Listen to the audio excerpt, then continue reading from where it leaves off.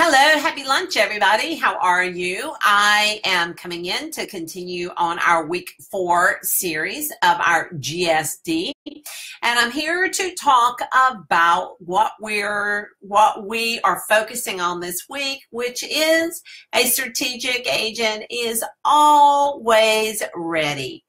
Now, I've got a confession to make, and the confession is that I just got through doing a webinar. We really enjoyed ourselves. It's about the 3 things that nobody told you, and it's about how to win at prospecting. So we just finished that webinar, and I should have been ready to come on live and should have had on my professional clothes. But big secret, I did that whole webinar in my running clothes. Yes, I did. And so y'all are seeing me in my running clothes and with no makeup on again.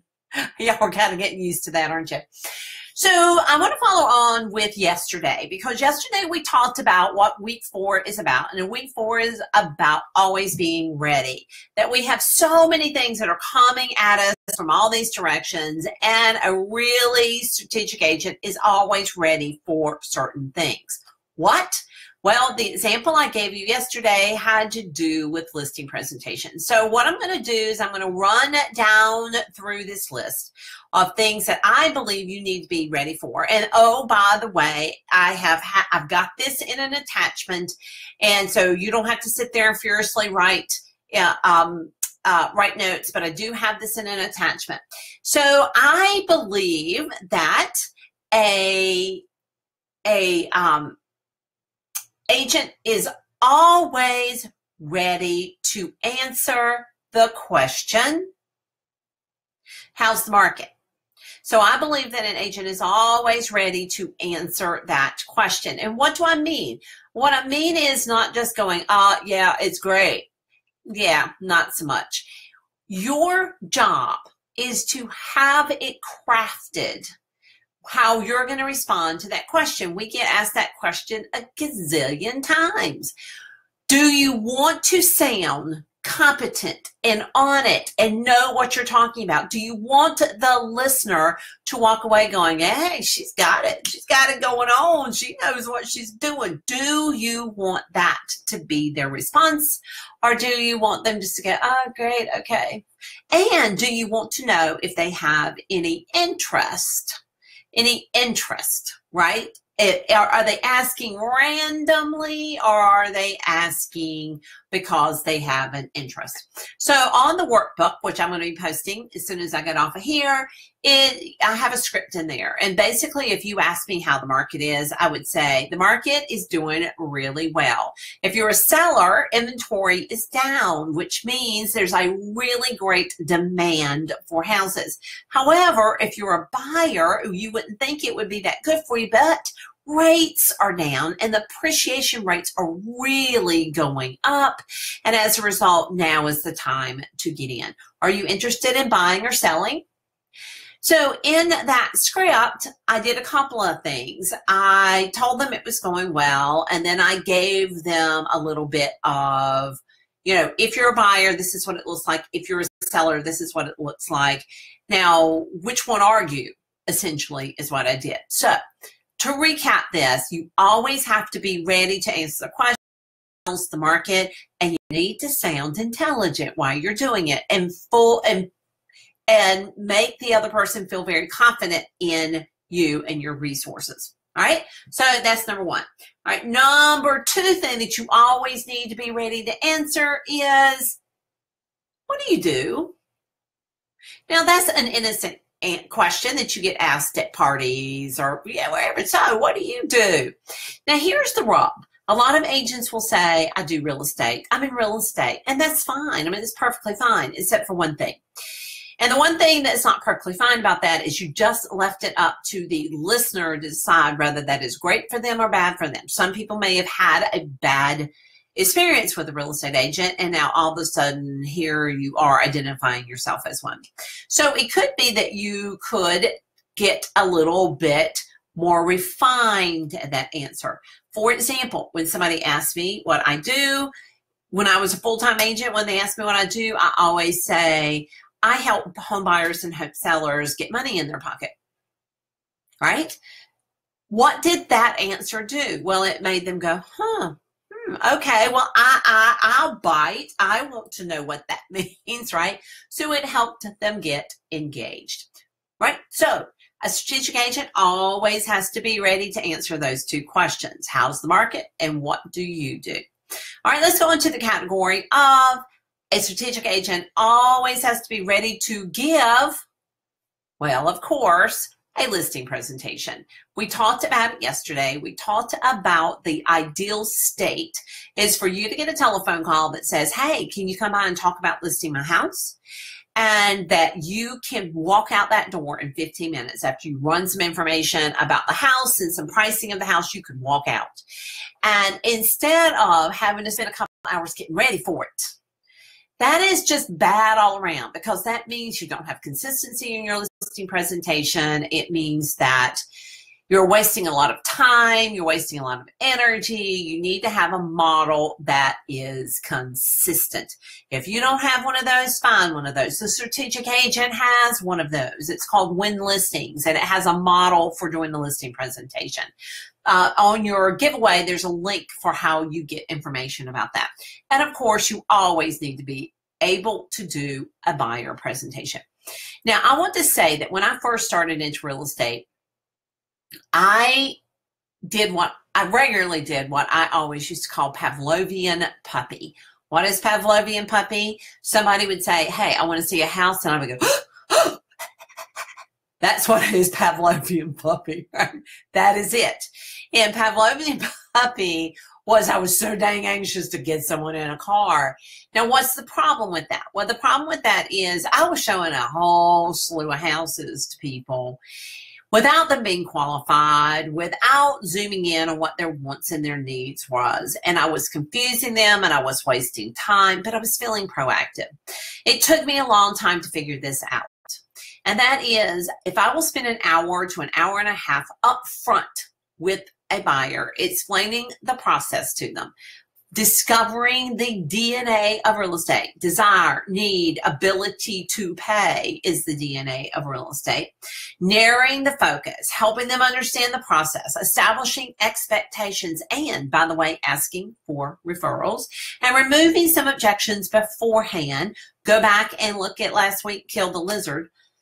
I went from showing a client 20 or 30 houses to showing a client 6 or 7 houses. That is the impact that it made. So that is one of the things that you have to be ready. You always have to be ready to give a buyer consultation. All right, so those are the two things an agent always needs to do. Be ready to give a listing presentation and a buyer presentation. So let's go down to my next category. They always have to be ready to talk about, that's my next strategic agent category. You have to be able to talk about your product. Yep, your product. You have to be able to talk about why you. You have to be able to talk about what your product, remember, you don't sell houses, you sell your services. So you have to be able to talk about what your product does for that buyer or for that seller. If someone says, why should I pick you? You have to understand what you might say, right? You have to understand what you might say. And by the way, just as a weird tip, and I learned this a lot of years ago from a mentor that I just adored. He always said, Joe, if anybody ever says to you, now why should I pick you? Answer them, I'm not so sure you should. I'm not so sure you should. I tell you what, why don't you and I sit down and talk about what it is that I do to get the most net in your pocket, and then you can make that decision. And it has been I thought it was a brilliant answer versus running off at the mouth of why me. Regardless, you have to understand why you. You have to understand what are the features of your product, the benefits of your product, and why someone will want to work with you.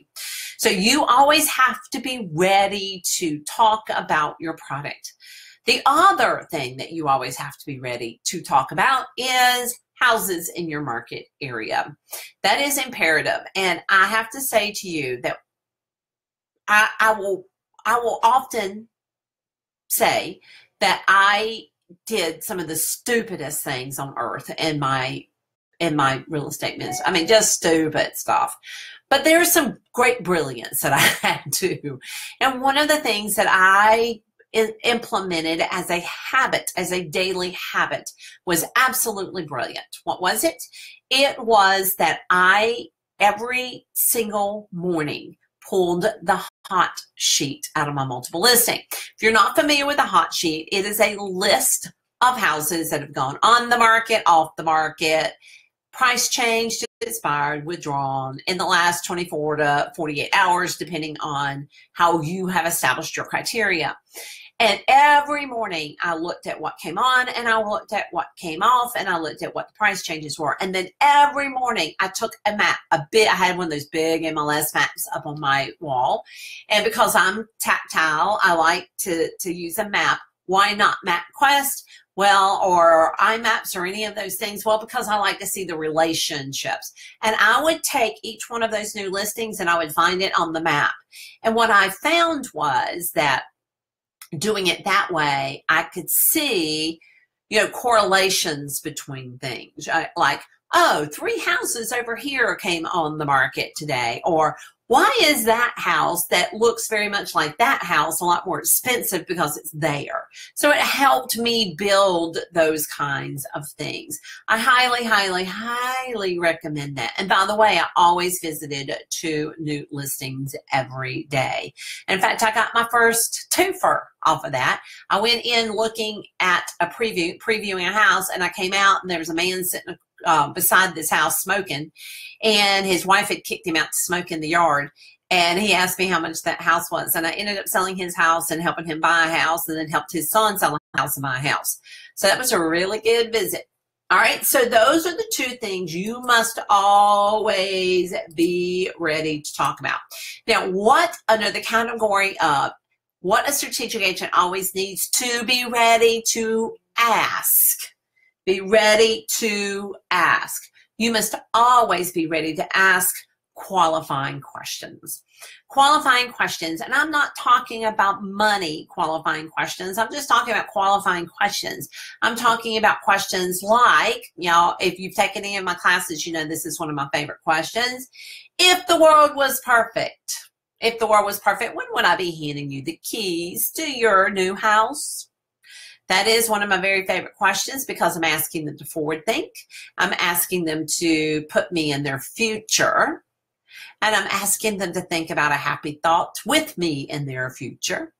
And so I always like to ask that question. That is a qualifying question. Another qualifying question is, how long have you been looking? Another one would be, how have you been using the services of a real estate agent? So those are qualifying questions. Another question you need to be able to ask at any given moment is for, I'm going to say it, a referral. You need to always be able to ask for a referral. And this is the thing that many agents just choke on. And I totally understand it. I've spent a lot of my career choking on it as well. But this is when I ultimately had to figure out that the customer needed me more than I needed them. The customer needs me. They need me. And once I figured out they need me, and I found the words to ask for referrals that honored my value system and reflected who I was, then it became much easier. My way of asking for a referral is I always would say to people, do you know of anyone who needs a caring and competent real estate agent? Or who do you know that needs a caring and competent real estate agent? That was my way. There's lots of other ways. Go around and ask people about theirs. So go on and ask people about theirs to see. All right, cool. All right, so the next thing a strategic agent is always, they're always ready to be a leader. They're always ready to be a leader. I went through a study where I interviewed 120 agents. 60 of them were successful agents and 60 of them were less successful agents. And let me say that the common denominator between the good agents versus the less successful agents were that they knew that they There, in every relationship, there was a leader and there was a follower, and they stepped up to be the leader. People don't want to sell their houses with followers. They don't want agents that are followers. They want agents that are leaders. So how do you become a leader? Well, you do things like establishing expectations up front. You do things like say no when you need to say no. You do things like identify their goal and lay out a plan to hit their goal. That's how you become a leader. Now, the next thing that strategic agent is always ready to be, and that is professional. They're always ready to be professional. You know that your professional standard and your reputation is everything. I could talk about this for volumes, but what I want to do is give you a resource. If you go over to realtor.org, which is our professional website versus realtor.com, which is a public website. If you go over to realtor.org, most people don't realize that our National Association of Realtors has something called Pathways to Professionalism. And it lays out what are the standards of a professional real estate agent. What does that look like? And it gives us specific ideas of how a professional real estate agent should act. I highly recommend that you go over there and grab that and read it. I highly recommend if you have any influence over people within your company or your team that you make sure they read that as well. All right. And lastly, strategic agents are always ready to build relationships with other agents. That's the first one. Relationships with other agents, critically important. Most people don't realize how important that is. But I want to tell you something. There are agents that I will drive 5 miles out of my way to go show their house because I know that it is going to be priced correctly. I know it's going to be conditioned correctly, and I want to work with them.